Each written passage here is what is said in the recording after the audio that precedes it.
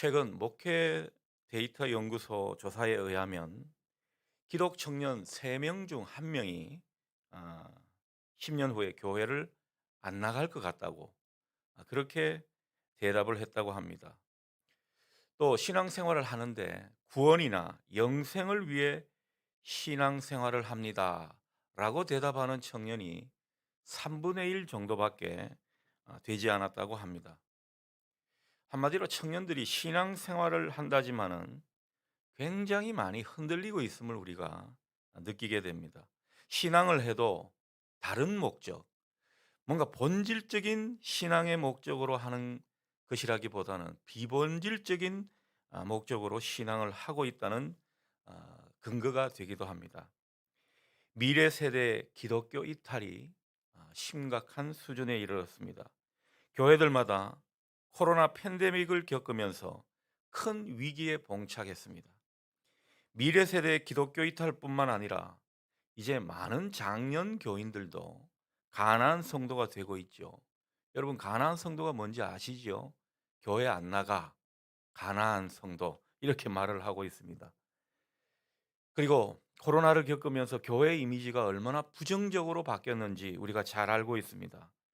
그래서 교회의 대사회적인 신뢰도가 엄청 추락했다는 보도를 우리가 많이 접하고 있습니다. 교인들의 신앙 생활뿐만 아니라 교인들의 삶도 예전보다 많이 힘들어졌다고 볼 수 있겠습니다. 신자들의 그 영적인 생동감도 많이 줄어드는 것을 보게 됩니다. 우리 교회는 그래도 나름대로 영적으로 생동감 있는 교회라고 생각이 들지만 어떨 때 보면 예전보다 우리도 신앙의 열정이 많이 식은 것은 아닌가 그런 생각이 들 때가 있습니다. 우리 중에는 코로나를 겪으면서 더욱더 신앙이 뜨거워지는 그리고 영적으로 깊어진 분이 있는가 하면 반대로 많은 분이 뜨거운 신앙의 열기가 어느덧 많이 식어진 그런 모습도 우리가 보게 되는 것입니다. 한마디로 교회가 큰 위기를 만난 시대에 우리가 살고 있습니다. 실은 교회가 코로나 전부터 위기였다고 볼 수 있습니다. 코로나를 겪으면서 그 위기가 더해진 것이죠. 자, 그런데 교회의 위기, 또 교회가 희망을 잃어버린 듯한 이 모습들이 우리에게 중요한 이유가 무엇입니까? 교회의 위기는요, 곧 가정과 이 사회의 위기를 가져오기 때문에 중요한 것입니다.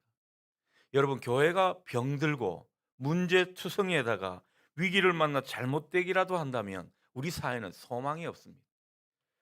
모든 성도들의 삶도 행복할 수가 없다라는 것입니다. 교회가 망하면 결국 가정도 이 사회도 망하게 되는 것입니다. 교회가 살아나야 가정도 살아나고 사회도 희망을 가질 수가 있습니다. 하나님은 이 교회를 통해서 모든 가정과 사회에 맑은 물을 흘려 보내시기 때문입니다. 그 맑은 물이란 바로 축복의 생수 생명의 강을 의미하게 되는 것이죠. 자, 이런 의미에서 코로나 시대 이후에 교회를 회복하는 일 무엇보다 시급하고 중요한 문제가 되겠습니다. 여러분 교회 회복이라 하면 그 속에 속한 성도들 개개인의 신앙 회복, 영적 각성을 의미합니다. 그리고 이는 또 하나님 나라 회복을 뜻합니다. 여러분 하나님 나라 확장의 중추가 무엇입니까? 교회거든요. 우리 개개인이 한 사람 한 사람이 다 교회입니다. 이 교회의 참된 회복이야말로 하나님 나라 부흥에 있어서 중요한 내용이 되겠습니다. 하나님은 한 사회를 다시 일으키시고 가정을 회복하며 축복하려고 하실 때 반드시 교회의 부흥을 앞서 진행하셨습니다. 이게 모든 기독교 역사 가운데 드러난 일이라는 거죠. 따라서 우리에게는 교회가 다시 회복되고 부흥되기를 열망하는 그 마음이 무엇보다 필요합니다. 여러분 이번 한 주 이 마음을 가지시기 바랍니다. 하나님은 교회가 새롭게 회복되고 영적으로 부흥되기를 하나님이 소망하고 계시더라는 거죠. 하나님의 소원이 여기에 있더라는 것입니다. 자, 교회 회복에 대해서 19절 하반절은 이렇게 표현하고 있습니다. 하나님께로부터 새롭게 되는 때가 온다.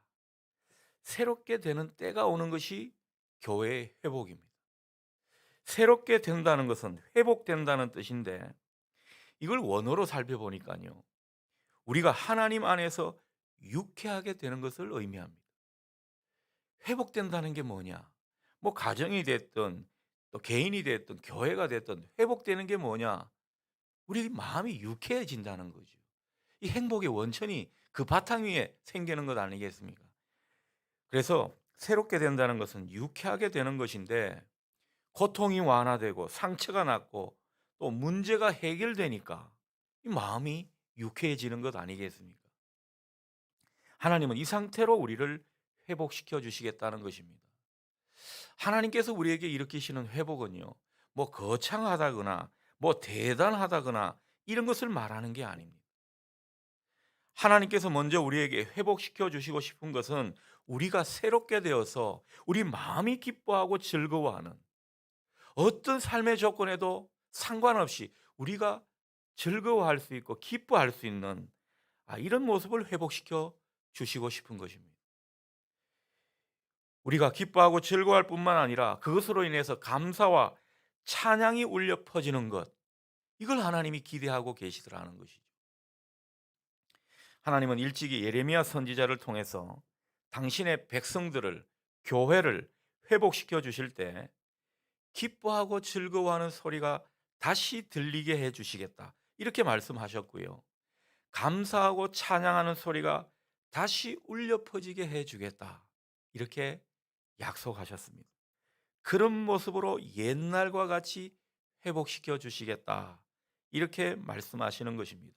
그러니 여러분, 우리가 옛날과 같이 되는 것, 이게 얼마나 은혜인지 모릅니다.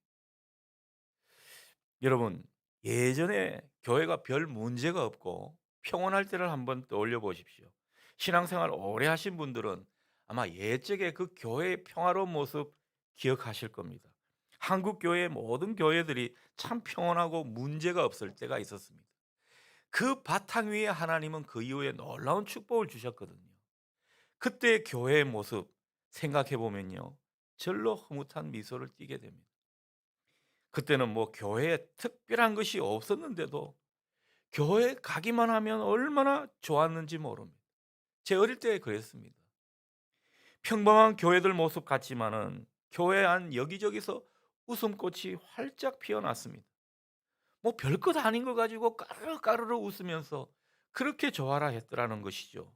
얼마나 교회 안에 감사가 울려 퍼졌는지 모릅니다. 찬양의 소리가 그치지 않았습니다. 마음껏 하나님을 노래했던 때가 교회들마다 다 있었습니다. 그때는 정말로 교회만 가면 행복했습니다. 교회가 맑은 물을 흘려 보낼 때의 모습이 이랬다는 거죠. 하나님은 이때로 다시 회복시켜 주시겠다고 우리에게 말씀하시는 것입니다. 여러분, 우리가 코로나를 통해 가지고 정말 평범한 것이 얼마나 중요한지 느끼지 않습니까? 우리가 마음껏 찬양을 부르고 또 하나님께 마음껏 예배를 드리는 것, 이게 얼마나 소중한 복인지를 우리가 많이 느끼고 있습니다. 평범한 축복이라고 하는 것들을 우리가 상실해 보니 그렇다라는 것이죠. 어쩌면 지금까지 많은 교회들은요, 하나님이 참 맑은 물을 흘려 보내는 교회에 하나님께서 그래 너희들에게 선물을 주겠다 하시면서 주신 물질의 축복, 건강의 축복, 또 사람들이 교회 다니는 사람들이 세상 가운데 잘 되는 축복, 이런 축복을 준 그 오랜 세월 동안 어쩌면 우리의 그 모든 아름다운 모습들을 잃어버리고 있었는지도 모르겠습니다.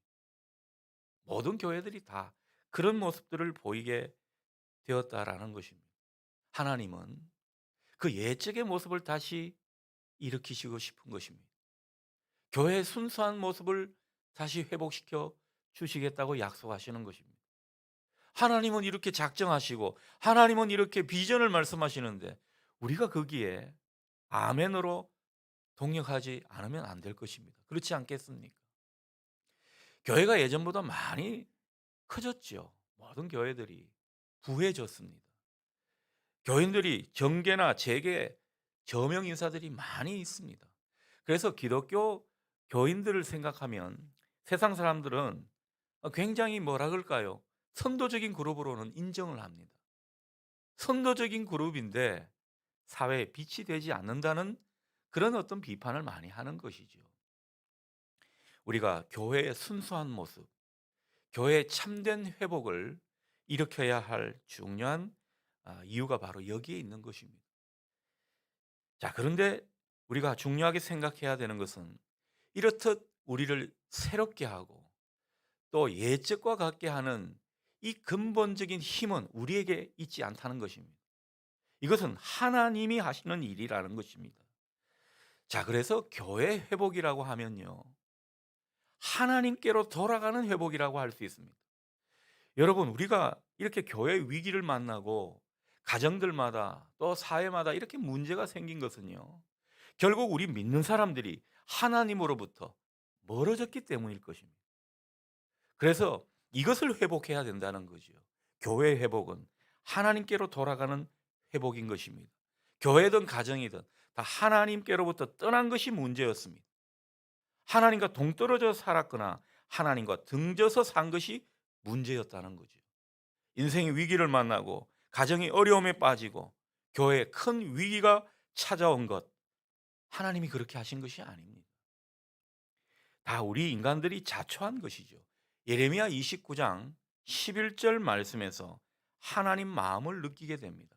내가 너희를 두고 계획하는 모든 일들은 재앙이 아니라 번영이다. 너희에게 미래에 대한 희망을 주려는 것이다. 여러분, 하나님은 모든 일에 우리에게 희망을 주시는 분이고 우리가 잘 되기를 바라시는 분입니다. 이게 하나님 마음이라는 사실을 우리가 기억해야 할 필요가 있습니다. 하나님께서 괜히 인생이 힘들어지고 고약한 하나님으로 우리를 못 살게 구는 그런 모습이 아니라는 거죠. 교회가 위협을 받도록 그냥 하나님께서 힘쓸 부리는 것이 아니라는 것입니다. 하나님은 우리가 모든 일에 모든 상황 가운데 잘 되기를 바라십니다. 교회의 부흥을 소원하고 계신다는 거죠.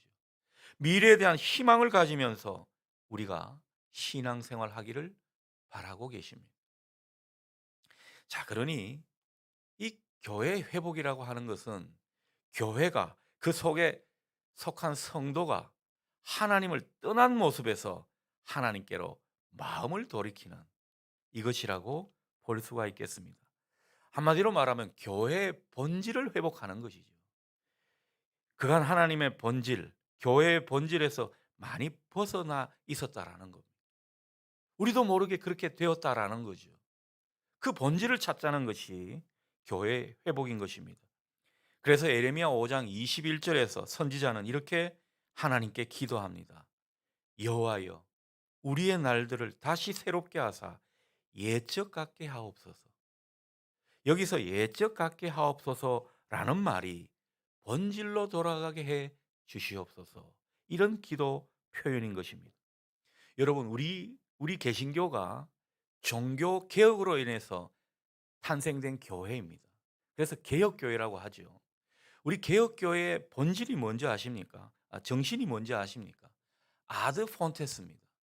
이 아드 폰테스라는 것은 다른 게 아니라 근원으로, 본질로 다시 돌아가자. 이게 바로 종교개혁의 정신입니다.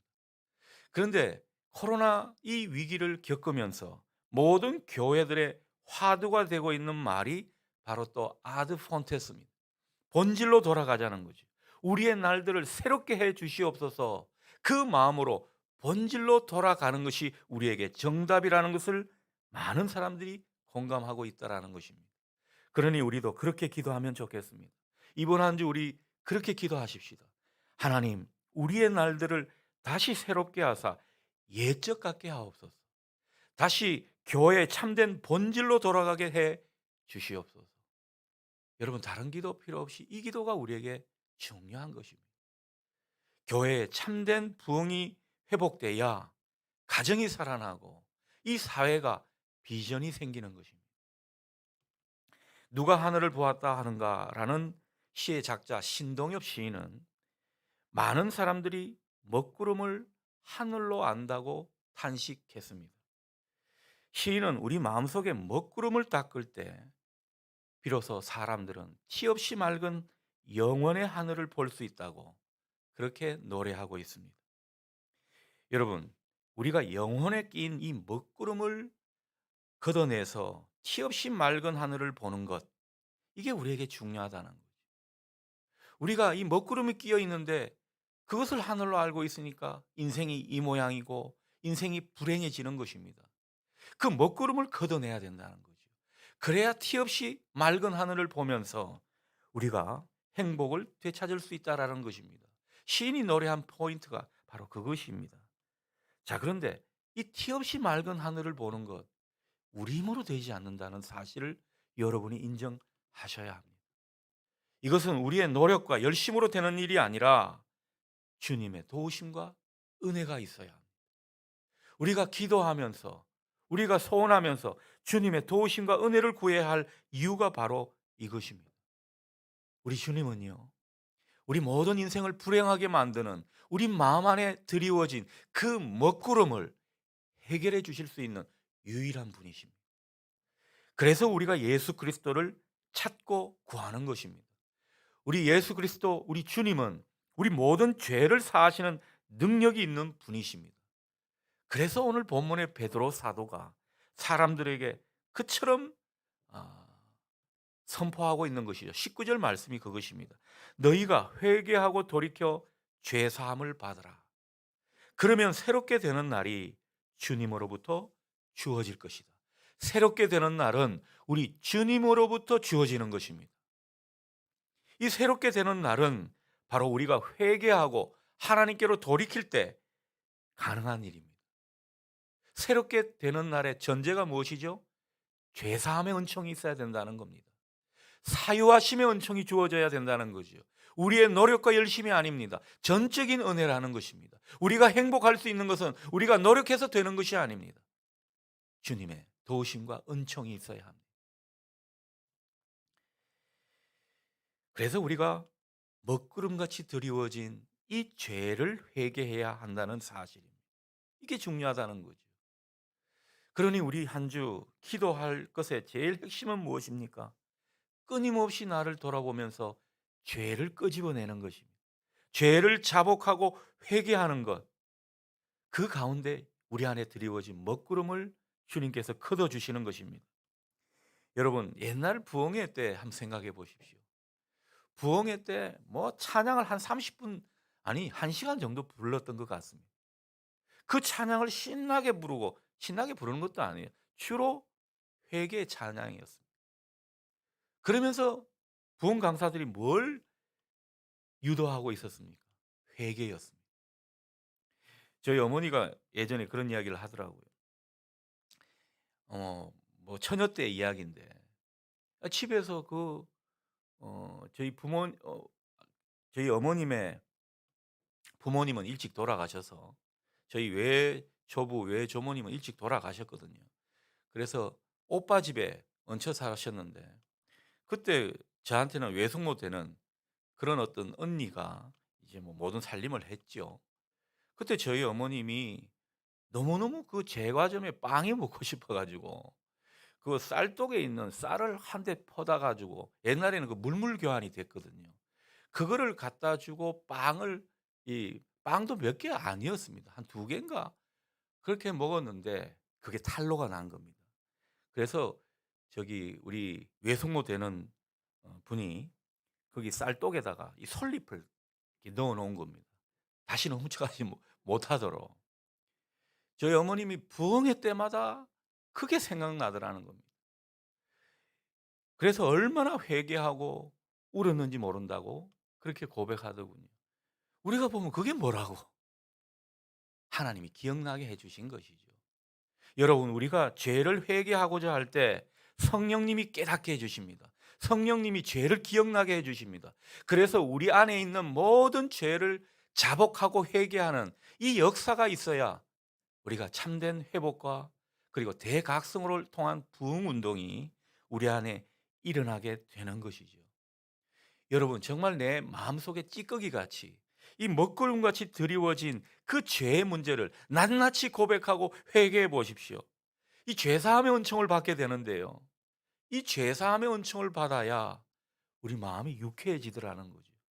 새롭게 되는 날은 우리 마음이 죄사함의 은총을 얻어서 유쾌해지는 이것을 통해서 확인되는 것입니다. 여러분, 교회의 회복은 참된 회개로부터 시작되는 것입니다. 하나님의 놀라운 하나님 나라 역사는요, 회개하고 자복하는 모습에서 비롯되는 것입니다. 그러니 여러분, 소리쳐서 회개 기도할 것 없습니다. 조용히 정말 하나님과 내가 독대하는 심정에서 속으로 아니면 조금씩 그 소리를 내어서 기도하셔도 좋은데, 어쨌든 우리 안에 있는 죄를 낱낱이 회개하는 것, 이게 우리에게 중요한 것입니다. 오늘 베드로 사도가 우리에게 그 점을 강력히 권고하는 것입니다. 회개하고 돌이키라. 오늘 베드로 사도의 메시지가 바로 이것으로 요약이 되는 것이죠. 회개는 우리 마음과 존재를 바꾸는 것입니다. 우리 마음이 변화되는 것입니다. 새롭게 되는 그런 모습을 가리키는 것입니다. 하나님께로부터 벗어나 있었던, 뭔가 잘못된 방향으로 흘렀던 이 모든 것을 깨닫고 하나님을 향해서 우리 마음과 생각을 다시 방향을 바꾸는 것이 회개인 것입니다. 우리는 회개를 통해서 새로운 삶을 만나게 되는 것이죠. 오늘 베드로 사도가 돌이키라고 했는데, 이 돌이키는 것은 회개 후에 이어지는 행동이라고 할 수 있습니다. 회개와 돌이키는 것 얼핏 비슷해 보이지만은 조금 다릅니다. 회개는 죄에 대해서 돌아서는, 그래서 하나님께로 향하는 것을 의미하고, 그리고 그 이후에 돌이키는 것은요, 하나님을 향해 우리가 완전히 돌아서는 거죠. 선을 행한다거나 참된 예배를 드린다거나 이런 모습으로 우리가 나아가는 것이 돌이키는 것입니다. 그래서 우리가 회개하고 돌이키는 가운데 우리는 하나님께로 더 가까이 나아가고 하나님의 은총을 입게 되어서 선한 날을 보게 되는 것이죠. 새롭게 되는 날, 우리 마음이 영적으로 유쾌해지는 그런 날을 보게 되는 것입니다. 주님은 우리가 죄로 말미암아 하나님을 떠난 이 삶에 대해서 해결해 주시는 분이십니다. 그래서 예수 그리스도가 우리에게 필요한 것입니다. 여러분이 주님의 십자가를 붙들어야 할 이유가 바로 여기에 있습니다. 여러분, 우리가 무엇을 회개해야 합니까? 그간 하나님 마음에서 알게 모르게 떠나 있던 마음들을 우리가 추스르며 이것을 회개해야 합니다. 주님의 말씀을 외면하며 살았던, 그래서 어려움과 고통, 부끄러움을 당했던 그 모든 삶을 돌아보고 회개해야 할 것입니다. 주님은 이것을 구원해 주실 수 있는 분이십니다. 주님은 우리가 잘못되고 벌을 받고 재앙을 당하는 그런 삶을 사는 것을 결코 바라시는 것이 아닙니다. 우리가 주님께 돌이키고 주님의 이름을 의지하여서 진정으로 회개하고 나아가게 되면요, 다시 한번 우리가 복을 받고 번영하며 미래의 축복을 우리에게 내려주시는 것입니다. 여러분, 이 믿음으로 기도하실 수 있기 바랍니다. 우리는 그간 하나님 아버지의 손을 붙잡고 살았던 것 같지만 사실은 하나님의 손이 아닌 다른 걸 붙잡고 살았는지도 모릅니다. 예전에 어떤 글에서 한 노 목사님이 6.25 동란 때 일화를 전해준 것을 본 적이 있습니다. 그 목사님이 이제 6.25 동란이 났으니까 피난을 가야 되지 않겠습니까? 피난을 한참 가고 있는데 자기가 여러 사람들 틈바구니 속에서 막 걷다 보니까 문득 자신의 손을 바라봤는데 아빠 손을 분명히 잡았었는데 그 아버지 손이 아닌 다른 아저씨 손을 잡고 있더라는 겁니다. 깜짝 놀랐다는 거 아닙니까? 여러분, 우리가 그럴 수가 있습니다. 우리는 뭐 신앙한다고 하면서 잘 믿는다고 하면서 하나님 손을 붙잡는 것처럼 그렇게 보였지만은 알고 보니까 재물과 세상의 영향력에 우리가 손을 잡고 있었던 것입니다. 우리가 이 점을 회개해야 된다는 것이죠. 우리가 기독교를 믿고 예수님을 따른다고 하지만은 주님의 손을 붙잡기보다는요, 어느덧 이 기독교 신앙을 바탕으로 출세를 하고 성공을 하고 쾌락을 얻는 이런 어떤 모습에 우리가 손을 붙잡고 있었는지 모르겠습니다. 우리의 신앙이 뭔가 순수하고 알맹이를 붙잡는 것 같아도 따지고 보면요, 하나님을 이용하는 게 많고 예수 그리스도를 잘못 이해하고 믿은 경우가 많이 있더라는 것입니다. 여러분, 더 이상 우리가 가짜 아버지 손을 붙잡으면서 아버지 손을 붙잡고 있노라고 자위하지 마시기를 바랍니다. 우리가 진짜 무엇을 붙잡고 있는지, 무엇을 붙들어야 할지 이번 기회에 새롭게 볼 수 있기를 원합니다. 아마 교회들마다, 우리 모든 성도들마다 이런 류의 죄가 많이 있을 것 같습니다. 하나님 손을 붙잡지 않고 다른 걸 붙잡고 살고 있는 지금의 현 주소를 낱낱이 회개해야 된다는 것이죠. 우리는 참 허물이 많습니다. 우리는 완벽한 사람이 아닙니다. 늘 뭐 의롭게 사는 것 같다가도 또 잘못되기 일쑤입니다. 여러분 한번 보십시오. 신앙생활 잘하는 것 같다가 언제부턴가 이 곁길로 빠져 있는 내 모습을 확인하지 않습니까? 목사든 집사든 다 똑같습니다. 우리는요, 거기서 거기입니다. 허물과 죄에서 자유로운 사람들이 못 됩니다. 그러니 연약한 우리의 속성을 제대로 알면서 끊임없이 우리가 소원하고 또 추구해야 되는 바는 무엇입니까? 주님 안에 머무는 것입니다. 주님 안에 머물기를 소원해야 합니다. 그러니 이 주님 안에 머무는 실제적인 방법을 우리가 익숙해져야 한다는 것이죠. 주님 안에 머무는 것은 다른 것이 아닙니다. 말씀으로 주님 안에 머무르고 그 말씀을 통해서 주님께 방향을 잡는 이것이 우리에게 필요합니다. 그리고 기도함으로써 계속 주님께 돌이켜야 합니다. 그래서 성경은요, 디모데서는 우리에게 그렇게 말씀하시죠. 말씀과 기도로 거룩해진다. 이게 무슨 뜻이겠습니까? 말씀과 기도로 우리는 끊임없이 주님께로 돌이키고 주님 안에 든든히 서 간다는 뜻이 되는 것입니다. 이번 한 주 여러분, 말씀과 기도로 계속 주님께 돌이킬 수 있는 이 은혜가 여러분에게 있기를 바랍니다. 말씀으로 정말 주님이 뭘 원하시는지, 뭘 깨닫게 하시는지, 성령님이 깨닫게 하시는 은사가 이 가운데 나타나기를 바랍니다. 그리고 기도를 통해서 끊임없이 주님께 돌이키는 이 회개의 기도가 우리 가운데 울려 퍼지기를 원합니다. 그럴 때 우리는요, 얼마나 주님이 기대하시는 모습으로 회복되는지 모른다는 거예요. 이번 특세 기간, 사순절의 모든 기간이 하나님께로 돌이키는 회복의 시간이 될 수 있기를 주님의 이름으로 축복합니다. 그럴 때 분명히 주님께서 약속하시는 것은 우리가 새롭게 된다는 겁니다. 새롭게 될 뿐만 아니라 우리 마음이 쾌활한, 유쾌한 그런 날을 맞게 될 것이라는 겁니다. 여러분에게 이런 영혼의 봄날이 온전히 찾아올 수 있기를 주님의 이름으로 축원합니다. 기도하겠습니다.